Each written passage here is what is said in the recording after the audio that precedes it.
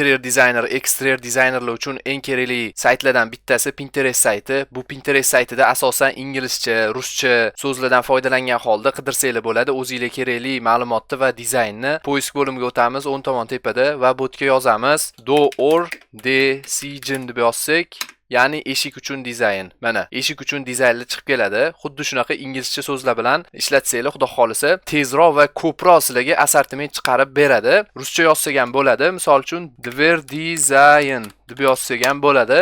Bu yerda o'zbekcha yozsak, o'zbekcha chiqmaydi. Mana ruscha yozsak ham chiqyapti. Eshik dizayni deb yozsak chiqmaydi. Dizayn so'zini olib qo'ygan holatda dizaynga mos narsalar chiqarib berdi, lekin eshik so'zini o'qigani yo'q, chunki hali o'zbekchada ishlash darajasiga yetgani yo'q Pinterest sayti. Xuddi shunaqa inglizcha yoki ruschada ishlatib bemalol foydalansanglar bo'ladi. Interior decision minimalizm deb yozsak, mana minimalizm uslubida interior dizaynlar chiqadi. Sizlar ham bemalol minimalizm uslubida interior dizayn chizish imkoniyatiga egasizlar. Uning uchun sizlarga Pro darslikni tavsiya qilaman. Pro darslikni olish uchun Telegram sahifaga HAADecision 1 deb yozasizlar, xudo xolisa. Ambassador akkaunt chiqadi. O'sha ambassador akkaunt orqali bemalol ma'lumot olsanglar bo'ladi.